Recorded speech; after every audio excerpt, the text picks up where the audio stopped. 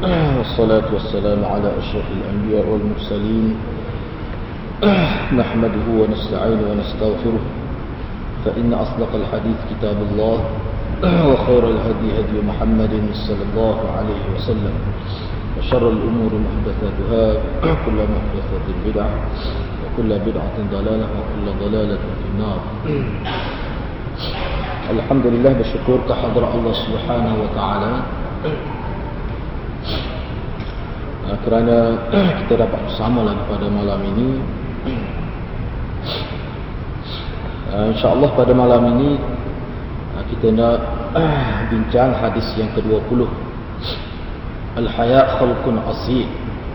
Di bawah tajuk malu itu, sifat malu itu merupakan sifat semula jadi manusia, sifat yang ada dalam diri manusia secara asal ini. Bukan sifat yang asalnya tidak ada, selepas tu baru ada, ataupun kita sebut sebagai sifat mendatang. Tidak. Sifat malu ini sebenarnya adalah merupakan sifat yang ada sama jadi dengan manusia. Seperti mana sifat marah dan sifat-sifat lain, takut, berani setengah-setengah. Jadi sifat-sifat itu merupakan sifat yang asil, yang sudah sedia ada, yang Allah buat secara semula jadi lah, kita kata sama jadi dengan manusia. Cuma sifat ini bagaimana kita nak supaya sifat malu ini dapat kita manfaatkan demi untuk kebaikan. Seperti sifat berani, kalau tak kena gaya, sifat berani yang ada di manusia tu, mana berani tidak bertempat. Sedangkan sifat itu sangat perlu, kerana dengan sifat berani itulah mana umat Islam dapat mengangkat agama ini ke peringkat yang sepatutnya. Kalau sifat menakut ni, macam-macam tergendala program-program agama. Itu secara ringkasnya begitulah. Sekarang ni kita nak meneliti satu hadis yang dikemukakan oleh Imam Nawawi dalam kitab ini. Satu hadis sahaja, iaitu hadis yang menyentuh berkenaan dengan malu. Kalau kita tengok dalam kitab-kitab Induk, banyak sebenarnya hadis yang berkaitan. Misalnya hadis riwayat daripada An Abi Mas'ud Uqbah bin Amr Al-Ansari Al-Badri radhiyallahu anhu qala Rasulullah sallallahu alaihi wasallam, inna mimma adraka an-nas min kalam an-nubuwwati al-ula idza lam tastahyi fasna' ma syi'ta, rawahu al-Bukhari.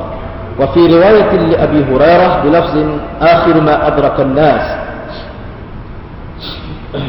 Maksud hadis, jadi terlebih dahulu saya minta maaf, kebetulan memang ni sibuk sikit, tak sempat nak sedia banyak tak sempat nak edit ni. Jadi mungkin kalau hadirin tengok tu, saya tak kira malam ni, huruf besar huruf kecil serupa, tak sempat nak check, minta maaf lah. Cuma saya letak juga situ untuk sebagai tatapan hadirin dan hadirat. Ini terjemahan hadis. Jadi maksud hadis diriwayatkan daripada Abi Mas'ud, iaitu Uqbah bin Amir Al-Ansari Al-Badri radhiyallahu anhu. Beliau berkata, Rasulullah sallallahu alaihi wasallam bersabda, antara perkara yang diwarisi oleh manusia dari ajaran nabi-nabi terdahulu, yaitu semenjak daripada Nabi Adam alaihissalam, adalah apabila engkau tiada perasaan malu, engkau akan perbuat semahunya. Hadis ini riwayat Imam Al-Bukhari. Cuma dalam satu riwayat lain yang diriwayatkan daripada Abi Hurairah, dia ada berbeza sikit lafaz, akhir ma adrakan nas. Yang tersebut dalam riwayat Abi Hurairah, ungkapan ajaran terakhir yang diperolehi oleh manusia. Dia sebut gitu, itu ada beza lah sikit. Hak mula-mula tadi riwayat daripada Abi Mas'ud, nama dia sebenarnya Uqbah bin Amr Al-Ansari, yang mana teksnya berbunyi inna mimma adrakan nas, inna mimma adrakan nas, inna mimma adrakan nas min kalam an-nubuwah. Tapi dalam satu riwayat daripada Abi Hurairah, sadrun nas itu, permulaan teks itu, dia tidak inna mimma adrakan nas. Dia bunyi dia lain. Akhiru ma adrakan nas. Permulaan tu sadrun nas tu dia ada beza. Tapi maksud dia mana lebih kuat lah. Mana ajaran terakhir yang diperolehi oleh manusia daripada nabi yang pertama dan seterusnya sampai pada Nabi Muhammad sallallahu alaihi wasallam, iaitu yang menyentuh berkenaan apabila kamu tidak rasa malu, maka kamu akan berbuat semahunya. Bila tidak ada kuasa malu, itu dari segi terjemahan teks hadis ini. Yang mana hadis-hadis seumpama ini yang sedekat makna dengan hadis ini banyaklah. Cuba kita tengok sini, saya ambil secara ringkas. Mana kita nak tengok kedudukan hadis. Ini saya ambil secara ringkas kedudukan hadis. Walaupun hadis ini tidak sampai ke peringkat mutawatir, namun hadis lain yang punya kedekatan makna ada yang sampai peringkat mutawatir. Misal al-haya' minal iman, ini mutawatir. Kalau ini tidak sampai peringkat mutawatir, sahih juga, tapi tidak sampai ke peringkat mutawatir.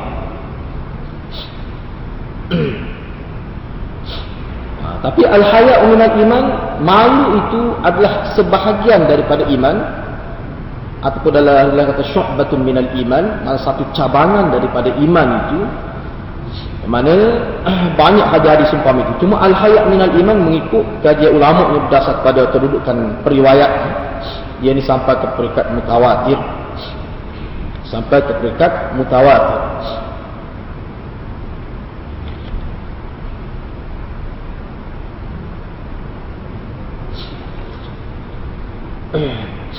Kata Imam Manawi dia cuba buat komentar terhadap hadis ini, melihat secara umum keseluruhannya apa pandangan dia. Dia kata hadis ini merupakan paksi agama Islam dari sudut lingkungan aktiviti. Mana kalau kita lihat dari sudut lingkungan aktiviti, melihat daripada skop perbuatan manusia, sama ada yang menyentuh aktiviti yang dirasakan segan dan malu untuk dilakukan, yang menjurus kepada amalan haram, makruh dan yang tidak disenangi oleh fitrah manusia, serta meninggalkannya adalah dituntut. Tersilap tu, dituntut oleh syarak. Ini yang pertama. Ini kata Imam Manawi. Dia kata bila kita nak sebut dalam konteks hadis ni, dalam konteks perbuatan manusia, kerana hadis ni sebenarnya dia berkait dengan lingkungan aktiviti manusia. Jadi sama ada aktiviti itu, perbuatan itu kita rasa segan ataupun malu nak buat.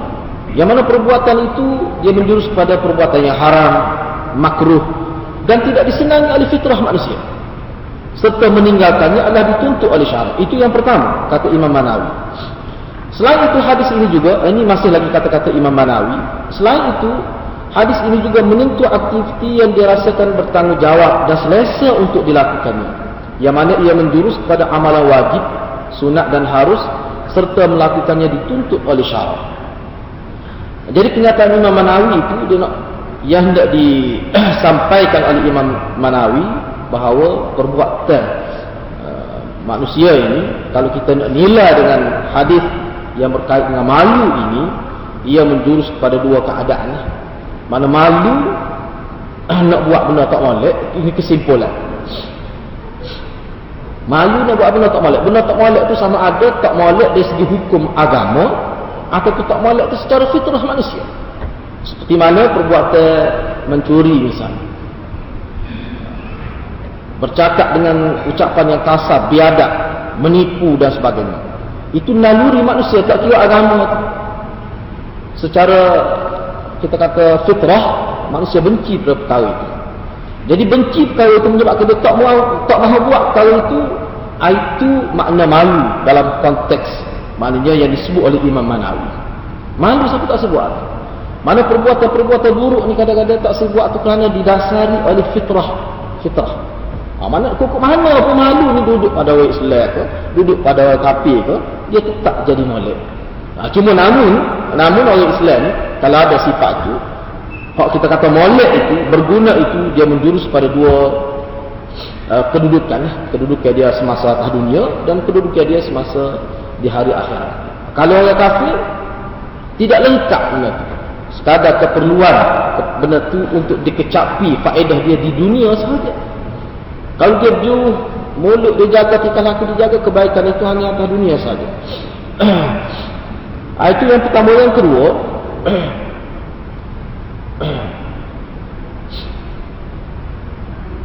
satu lagi, hadis ini juga menuntut aktiviti yang dirasakan bertanggungjawab dan selesa untuk dilakukan, yang jurus pada amalan wajib. Maknanya kalau dia tak buat, dia rasa malu. Malu tak buat amalan wajib.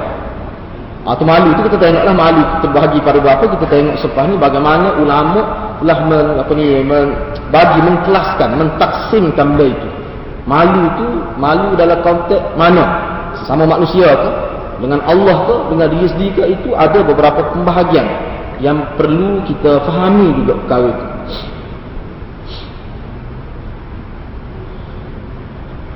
Imam Nawawi juga ada membuat komentar hadis, kerana mana pun hadis kitab ni kitab dia. Cuma dia tidak syarah lah. Kita kena tengok di tempat lain ni, nak tengok pandangan dia tu. Misalnya Imam Nawawi kata hadis ini merupakan penghimpun ilmu. Mana hadis ni dia menghimpun segala ilmu di dalam. Dengan ada rasa malu dalam konteks yang kita akan bincang selepas ni. Malu tu malu lagu mana? Tapi kok mana pun hadis ni, ini saya nak sebut ni secara pandangan ulama dulu. Pandangan ulama. Jadi maksud hadis secara umum. Sebelum kita pergi pada perbincangan selanjutnya, saya nak tengok, kita nak tinjau dulu hadis ini dari segi pemahaman secara umum. Hadis ini merupakan saluran pembentukan nilai, peradaban dan disiplin diri, kerana intipatinya menekankan kepada keprihatinan yang mesti ada dalam diri setiap individu manusia untuk menggilap dan membajai satu sifat asal yang tersedia ada dalam diri manusia, iaitu sifat malu. Jadi setiap agama menekankan kepada penganutnya perlu penting menyuburkan sifat ini agar ianya menjadi segar dan bertenaga, kerana ia mampu membawa seorang kepada kedudukan yang tinggi. Menyuburkan sifat malu mengikut acuan Islam akan menatijahkan muraqabatullah dalam diri dan akan melahirkan budaya ubudiyah yang hakiki. Jadi kalau mengikut ulama, ini saya sebut ni sebenarnya kesimpulan. Cuma kita ambil mana hadis secara umum, mana sifat malu ni beberapa perkara yang kita perlu lihat secara umumnya. Pertama sekali, sifat ini sifat yang sudah sedia ada dalam diri manusia. Seperti mana sifat-sifat lain, sifat marah, sifat penakut misalnya, sifat berani, dan banyak lagi sifat-sifat lain yang kita boleh baca, boleh lihat dan biasa kita dengar. Perkara itu yang dikuliahkan oleh pengkuliah. Jadi salah satunya sifat malu. Jadi sifat ni dia ada. Cuma persoalan sekarang, mengikut kajian ulama bahagian pendidikan, malu je. Kalau ada di manusia sekadar mana malu. Sebab kalau sifat malu itu kita tidak ikut acuan agama, kita ikut dia jadi lagu mana, tidak ikut agama, maka sifat malu ni dia tidak memberikan faedah, bahkan dia memberi bencana kepada manusia.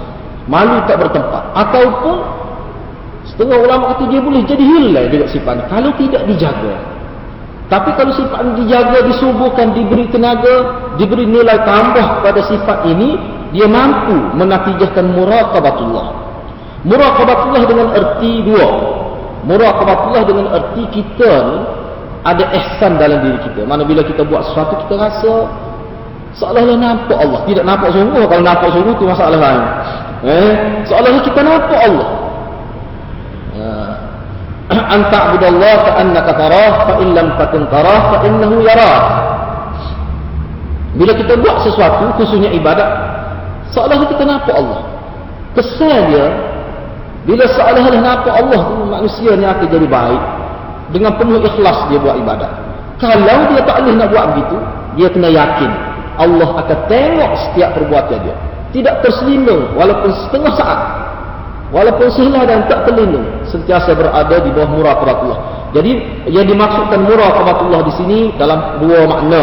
Pertama sekali, dia rasa seolah-olah dia tengok Allah, sentiasa nampak saja Allah. Manusia boleh jadi molek juga. Ataupun dalam keadaan dia tak boleh nak bayangkan lagu tu, bahkan dia yakin dengan penuh keyakinan setiap kali, setiap detik, setiap kali dia nak buat sesuatu, dia yakin Allah melihat apa yang dia buat. Jadi kalau itu, kalau mengikut huraian ulama yang saya simpulkan secara umum maksud hadis ini, itu semua adalah lahir daripada sifat malu. Dia boleh jadi ada lama kelamaan, dia boleh ada, dan dia akan melahirkan budaya ubudiyah yang tinggi. Ubudiyah yang tinggi ni kemudian buat ibadat tu Ketika depan orang dengan belakang orang serupa sahaja dia buat. Tu dia. Itu ubudiah yang tak sengaja tu. Tidak kata kalau belakang, kalau di rumah tidak rajin lah mana semayang. Tapi kalau di masjid, rajin pula. Ataupun depan orang banyak tahu dia tak berani nak buat. Tapi kalau belakang orang secara sir, dia buat benda tu. Yang dia tak akan buat di tempat awam secara terbuka. Kalau lagu tu, itu bukan, tidak lahir dalam diri dia ubudiah yang hakiki. Ubudiah yang hakiki ni, kalau ulama kita kata, bila dia duduk sorang, dia lebih jaga lagi. Sebab kalau dia duduk depan orang boleh jadi ada perasaan nak jaga orang tu. Tapi kalau dia duduk sorang, dia tak ada orang tak tengok, hati dia bulat pada Allah, maka dia akan lebih jaga lagi ibadat itu. Itu mengikut ulama. Ini mana maksud hadis secara umum.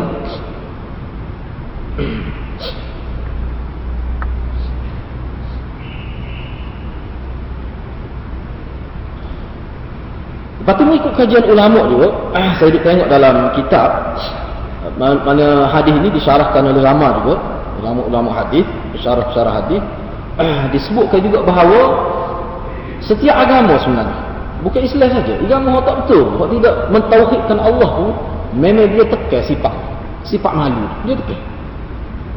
Memang kerana ini fitrah sebenarnya. Jadi sesuai dengan agama tu. Agama mana pun ada ni, ayatnya universalnya sifat ini. Maksudnya setiap agama menekankan kepada penganutnya beri penting menyuburkan sifat ini. Sebab sifat ni Allah buat ni dia tidak besar, cuma dia ada. Kalau kita tidak gilap, tidak bagi dia tidak subur ke dia, maka dia hidup tu dalam keadaan yang tidak percaya. Ada, tapi tak Allah nak pimpin tuan dia tu. Tak Allah nak mengangkat tuan dia ke peringkat yang tinggi.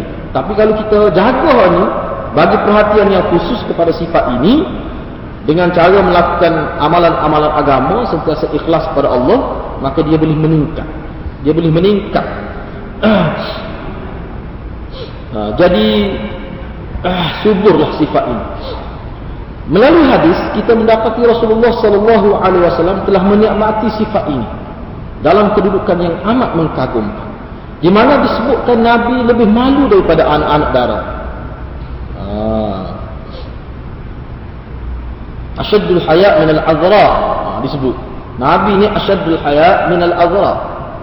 Nabi ni lebih malu daripada anak-anak dara. Dan ternyata Nabi berjaya membentuk para sahabat menjadi insan pemalu dalam neraca agama.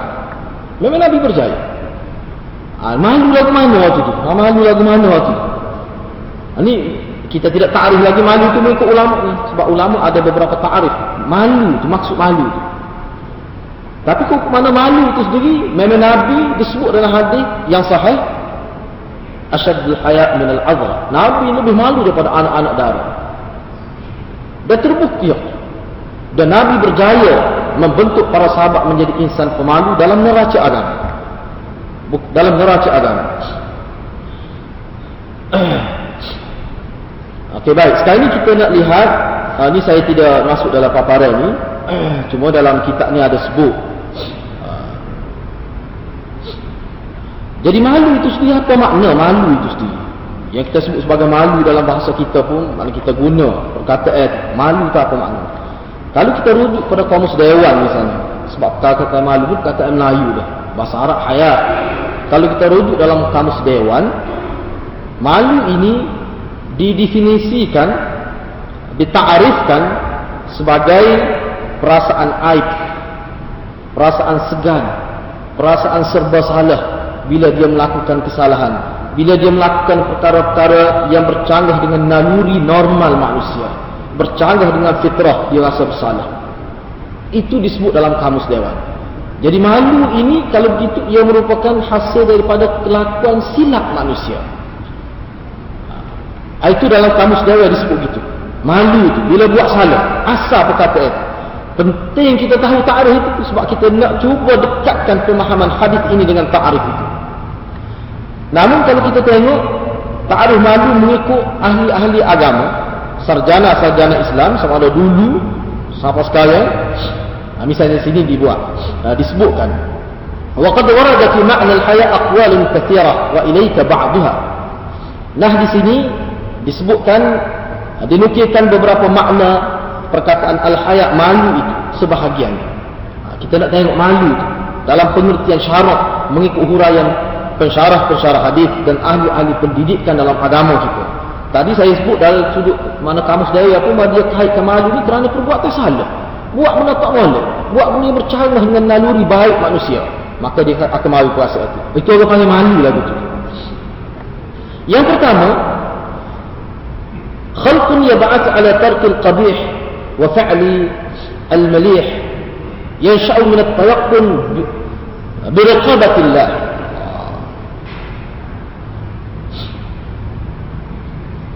Malu ini makna yang pertama merupakan suatu sifat yang berbentuk kelakuan yang boleh menjadi faktor untuk seseorang itu meninggalkan perkara-perkara buruk.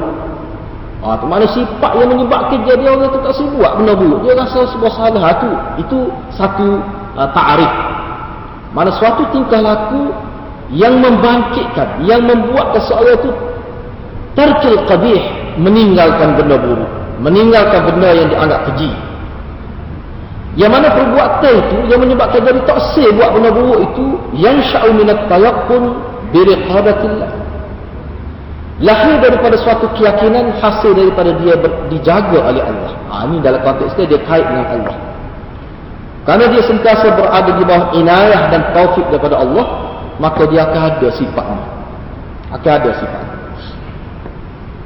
Itu makna yang pertama yang saya boleh sebut dengan bahasa ringkas, faktor yang menghalang manusia buat benda buruk. Itu takrif yang pertama. Yang kedua,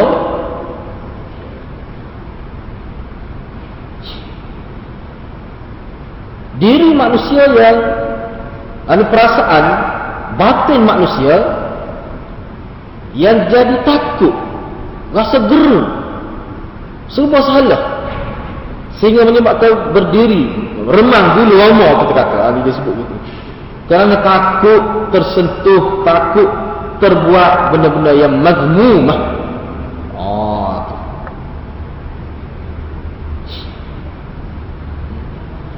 Jadi perasaan takut itu, perasaan gemetar itu yang ada dalam diri manusia, takut tersalah melakukan perbuatan. Jadi kebimbangan yang lebih awal yang ada dalam diri manusia itu menjadi batu penghalang, menjadi benteng untuk menyekat dia daripada buat benda tidak molek itu.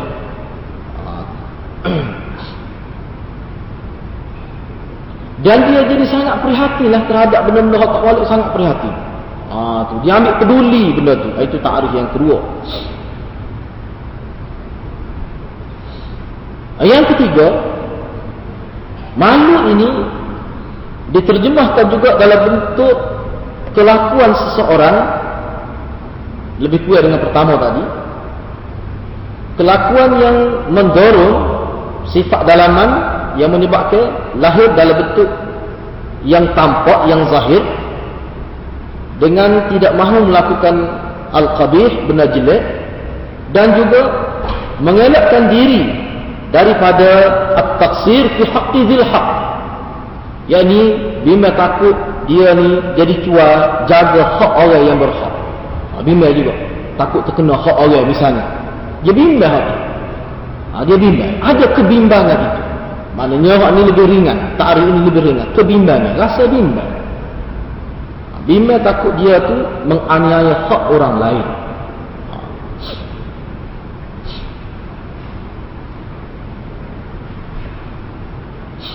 Itu beberapa mana takrif yang kita boleh simpulkan bahawa malu ini adalah merupakan suatu, dia panggil ghariziyah jibilliyah dalam istilah dia. Dalam istilah ilmu psikologi dia panggil al-ghariziyah, sifat ghariziyah al-jibilliyah.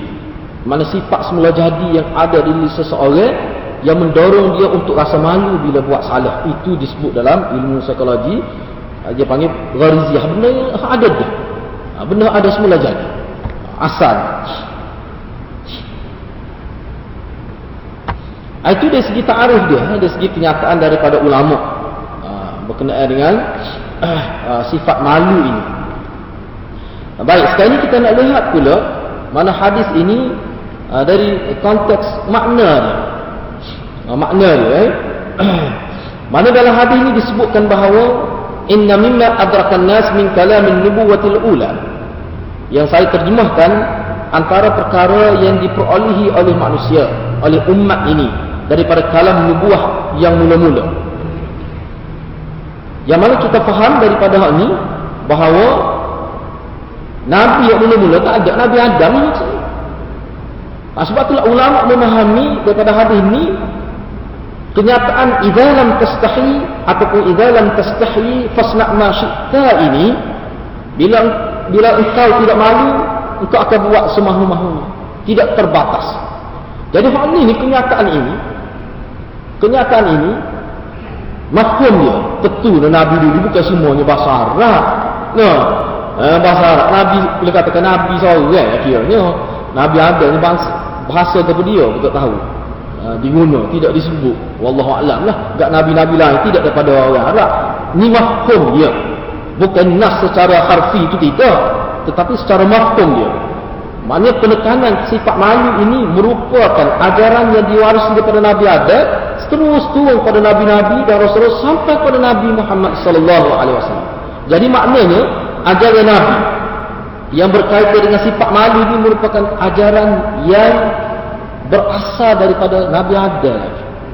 Dan hak ni boleh kata nabi-nabi tak tinggal hak ni. Memang tak tinggal, itu maksudnya. Sebab tu kita terjemah maknanya ajaran yang diwarisi daripada para nabi-nabi dan rasul terdahulu. Ini maknanya besar benda ini. Mengikut kajian ulama, hak nabi itu tak apalah, jelas lah. Kalau kajian dalam agama-agama lain, ajaran yang mereka juga ada sebut perkataan malu yang perlu dijaga, sifat malu. Kena ada. Tak ada orang tu musnah manusia. Tak ada orang tu seperti binatang jadi manusia. Tak ada orang tu teruk manusia ni. Tidak ada nilai manusia ni.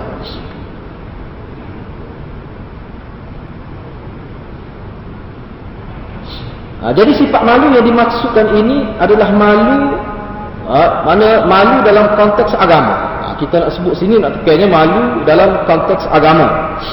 Malu dalam konteks agama ni dia tak serupa malu dalam konteks individu, tidak, dia tak sama. Kalau malu dalam konteks individu kadang-kadang tidak semakin dengan agama. Sebagai contoh kita kata dalam bab agama, seperti sahabat Nabi kita tengok. Kalau dalam bab agama ni cukup-cukup jaga. Dia ketepikan masalah peribadi dia. Kalau bab agama dia tak akan biarkan. Dia tak akan biarkan. Kalau kita tengok sejarah Sayyidina Umar, ni dalam kisah agama, dia heret.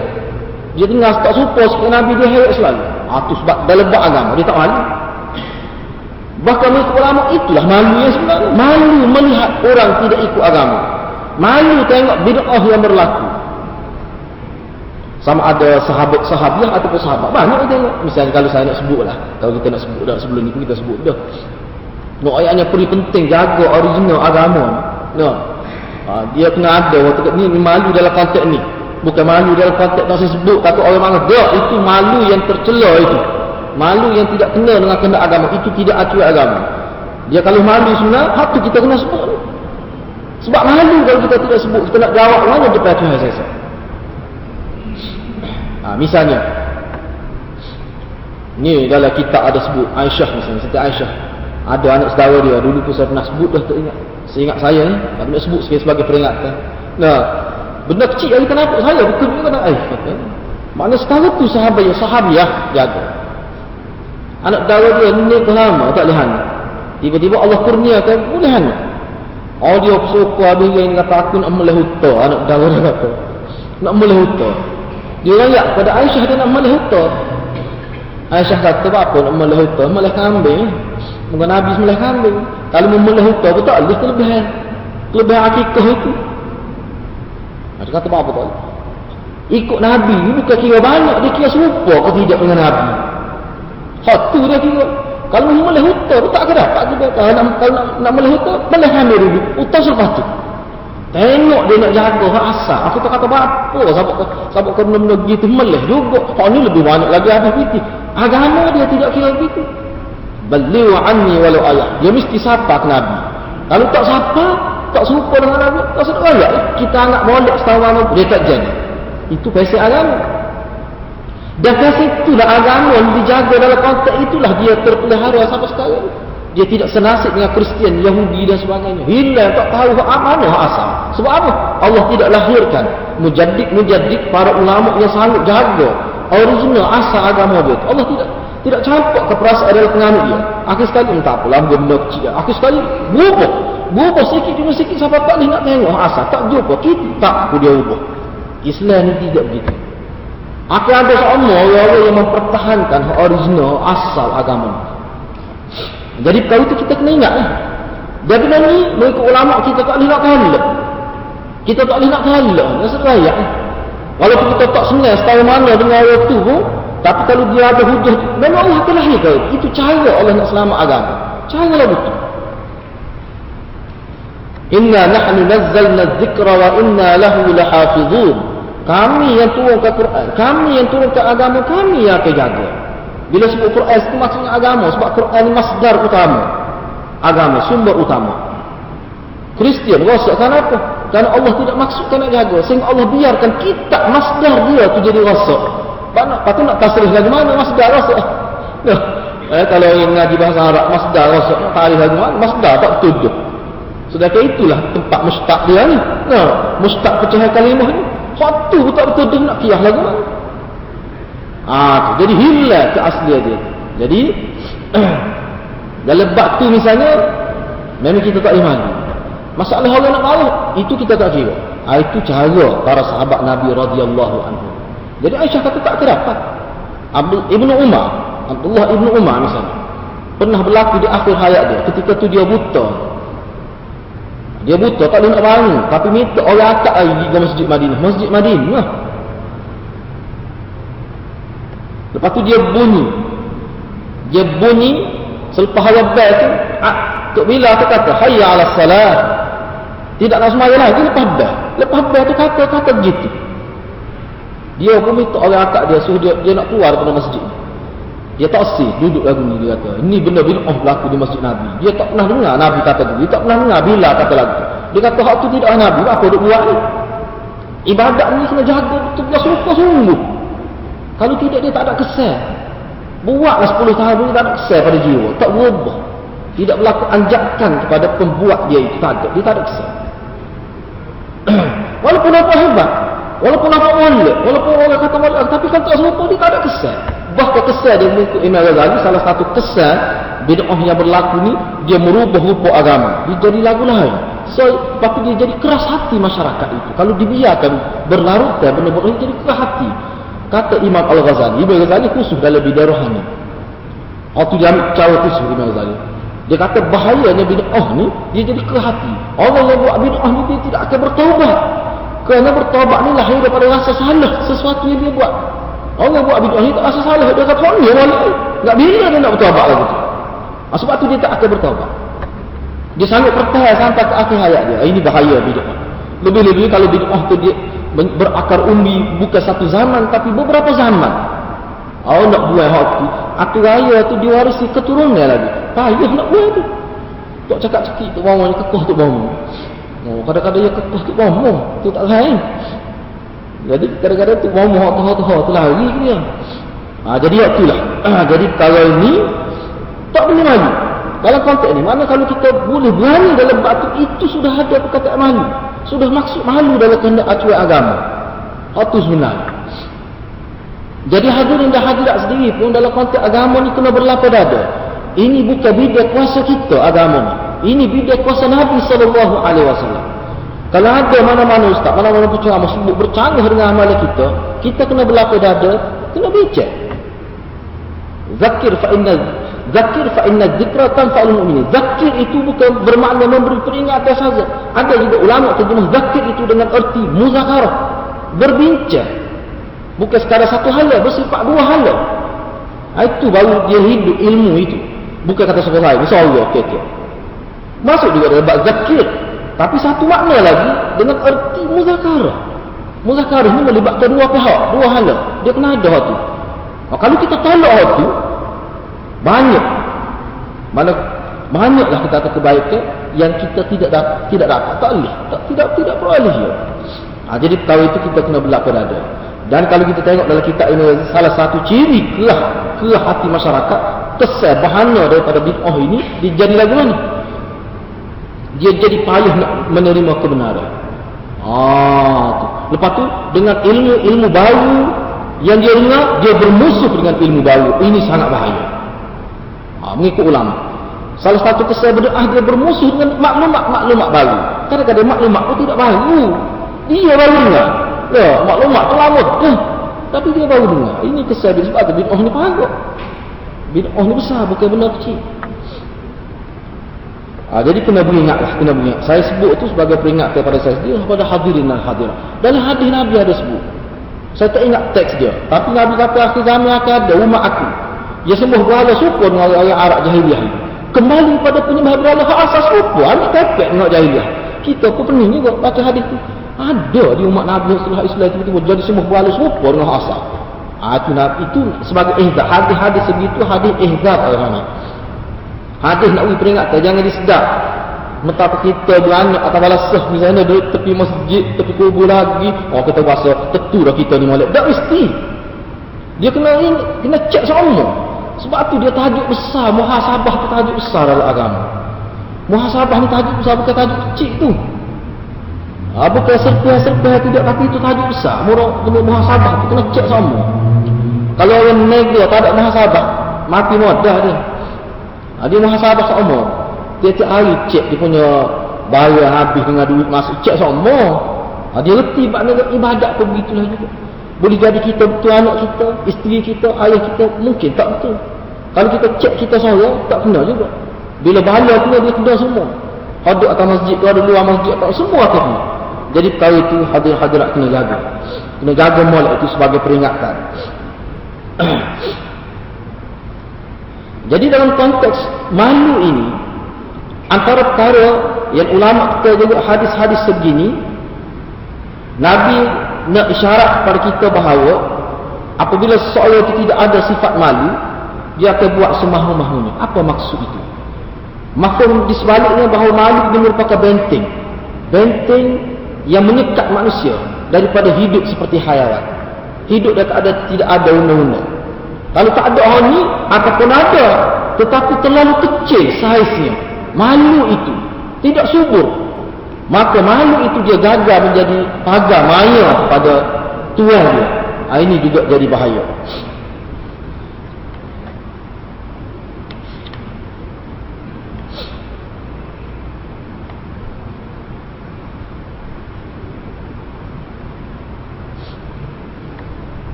Ini beberapa perkara lagi yang berkaitan dengan hal ni. Misalnya ada wa an ba'dihim, misalnya daripada Sulaiman Al-Farisi. Ini saya nak ambil pengakuan daripada Salman Al-Farisi, sahabat Nabi, ketika menghuraikan, ketika dia memberi penjelasan tentang malu ni, dia kata penting juga ni. Inna Allah idza arada bi'abdin halakan naza'a minhu al-haya. Ini kata-kata Salman Al-Farisi radhiyallahu anhu. Yata inna Allah idza arada bi'abdin halakan naza'a anhu al-haya. Fa idza naza'a minhu al-haya lam tulqihi illa muqitan mumqitan. Fa idza kana muqitan naza'a minhu al-amanah falam tulqihi illa kha'inan makhunan. Fa idza kana kha'inan makhunan naza'a minhu ar-rahmah فلم تلقي إلا فظا غليظا فإذا كان فظا نزع ربقة الإيمان عن عنقه فلم تلقي إلا شيطانا لعينا. Ini kata-kata daripada Salman Al-Farisi. Dia kata sesungguhnya Allah, apabila Allah nak supaya seseorang itu musnah, Allah nak kerosakan, jadi punah seseorang itu, jadi hina seseorang itu, Allah sangat cabut daripada diri dia sifat malu. Bila Allah nak keburukan pada seseorang, Allah nak hina seseorang atas dunia, Allah cabut sifat malu itu.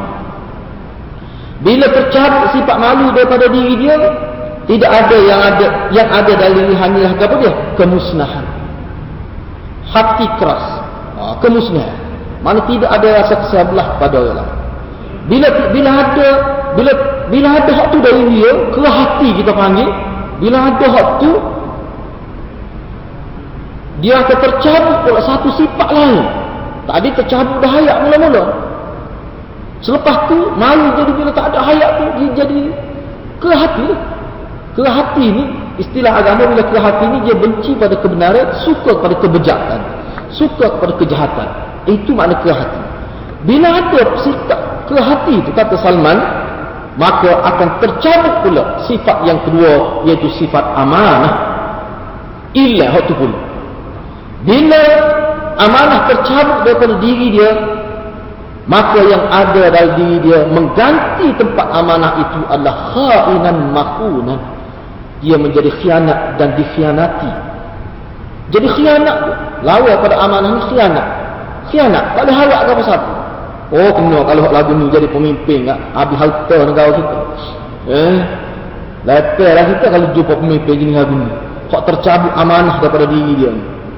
Bila dia sudah jadi khain, seorang yang khianat, jadi tidak amanah, akan tercabut pula sifat yang ketiga, iaitu ar-rahmah, kesia belah, rasa kesia pada. Jadi tak ada tu, semakin kelah hati dia.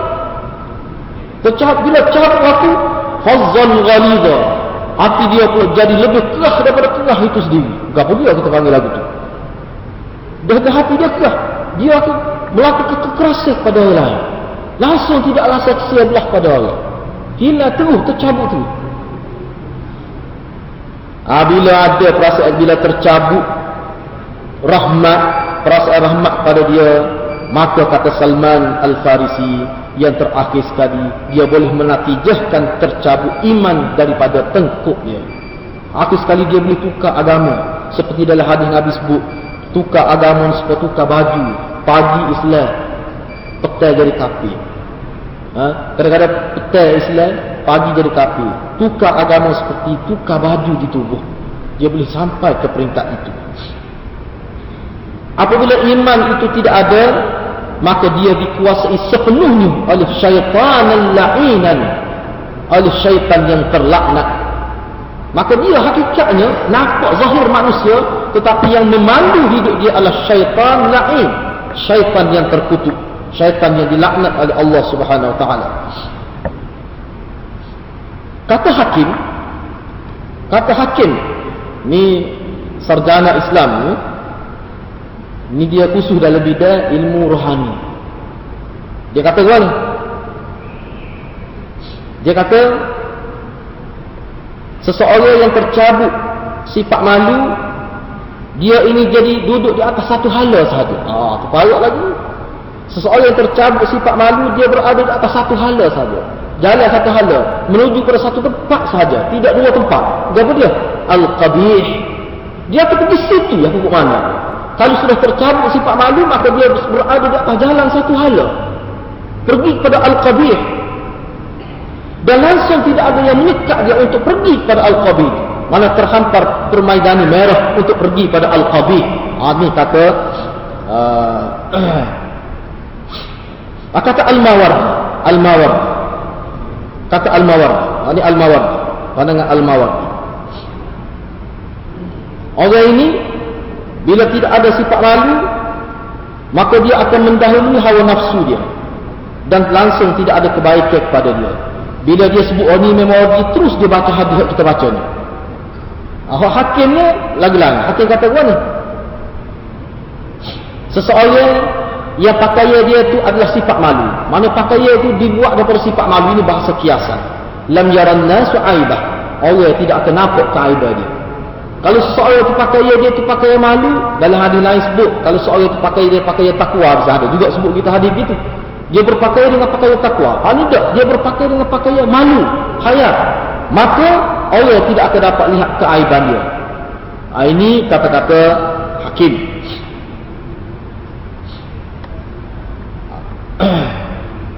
Misalnya ada seorang penyair kata, "Fala wallahi ma fil 'aishi khairun walad dunya idza dhahaba al-haya'u." Tidak, demi Allah, ma fil 'aishi khairun, tidak ada langsung kebaikan dalam hidup sama ada akhirat dan dunia. Idza dhahaba al-haya'u, apabila malu sudah pergi meninggalkan tuan dia, langsung tidak ada kebaikan. Ini penyair ada sebut. Qala adib, ini kata-kata hikmah berkait dengannya. Qala adib, man amila fi sirri amalan yastahi minhu fil alaniyah falaysa li nafsihi 'indahu qadrun. Kata seorang ahli sastrawan, sesiapa yang melakukan suatu perbuatan ketika bersendirian, yang mana perbuatan itu kalau depannya dia malu nak buat, tapi tidak depannya dia buat dengan semahu-mahunya, falaysa li nafsihi 'indahu qadrun. Orang lagu ni tak ada langsung nilai diri dia, orang lagu tak ada nilai hakikat. Orang depan orang kemana jaga, belakang orang buat belakang, dia malu nak buat depan orang. Orang lagu ni laisa li nafsihi 'indahu qadrun. Orang lagu ni langsung tidak ada nilai diri dia, tak ada harga diri sekali. Murah sangat ni manusia sebegini. Kata adib, seorang penyair, seorang ahli sastrawan. Itu beberapa kenyataan daripada ulama. Jadi rasanya setakat itulah, insya-Allah kita akan bincang selepas ni. Kita akan ambil satu malam lagi bab ayat ni. Kita akan buat kesimpulan dan saya akan sebut insya-Allah minggu depan berdasar pada kenyataan yang ada ini. Maknanya kedudukan malu itu, pembahagia dia tu macam mana, pembahagia mana malu itu sendiri. Jadi kenyataan-kenyataan daripada salafus salih kita yang saya sebut tadi, mudah-mudahan menjadi peringatan sentiasa bermain di ruang mata kita benda ni. Mudah-mudahan kita akan jadi seorang yang betul-betul mengikut sunnah Nabi SAW.